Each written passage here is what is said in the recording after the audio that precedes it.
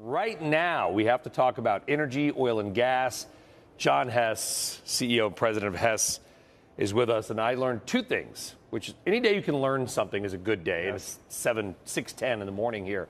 Number one, you are the number one stock in total shareholder return in oil and gas over 5 years. Congratulations on that. Number two, this conference, which you and I have been coming to for about a decade plus, I knew there was a lot of people here. You told me there were 7,000, about 7,500. Correct. Which I would have guessed less, but it's packed. Oil and gas, energy is back in a big way.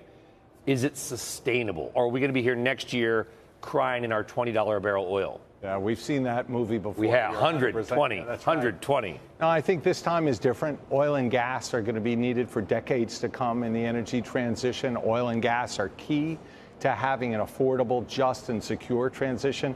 Most people don't realize that oil and gas are a strategic industry for the United States. You and I have talked about it.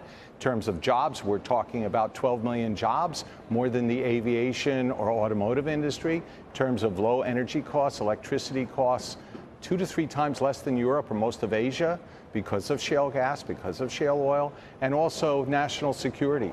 We are energy independent. In fact, we're energy dominant, where China, for example, imports 75% of their oil. So this is a strength that we have. It's key to our American economic competitiveness. We ought to play to it instead of leaning away from it. President Biden in the State of the Union address said, I want low energy prices for working class families. I want jobs here at home, and I want investment in America. Oil and gas check all 3 boxes. And that's good to hear that. And he acknowledged, the president acknowledged that oil and gas will be needed, quote, for at least a decade. Right. I'm going to be hungry for at least a decade. Yeah. I know that, and hopefully for longer than that. Why is the U.S., though? I'll give you an example. And you're not an electricity guy, John, but you live in the New York area. There was a report out from the grid operator for the Mid-Atlantic a week and a half ago. They dropped it on a Friday night, whatever. Basically, and I'll summarize it for the viewers. It's the grid operator. Right. We're taking off power plants faster than we're adding new capacity. We're probably going to have enough electricity to meet demand within 7 years. I mean, literally, we may have no electricity in Washington, D.C., Virginia, and New Jersey because of, cutting things off, not adding enough. That's third world country type stuff. Why is America almost so afraid to say we're going to need this stuff for a while? Otherwise, we're headed to the Thelma and Louise ending. Yes. And if you haven't seen the movie, you'll know what I mean. Yeah, no, I do know what Car off the cliff. Yes. I think the biggest challenge is investment and having policies that encourage that investment. We talk about supply chains on the show all the time.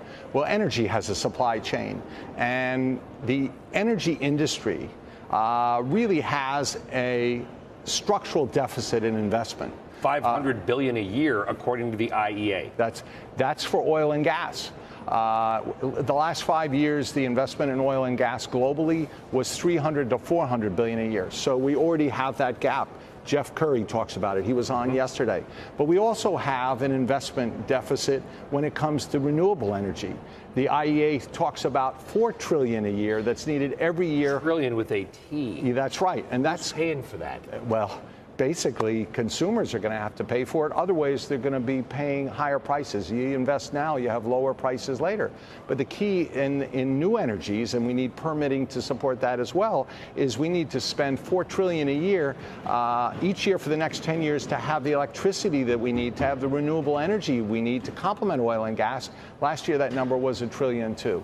So we need to be investing more, and this is happening at a time. We talk about the Fed. We have higher interest rates. We have tighter financial markets. All of this makes the mountain steeper to climb.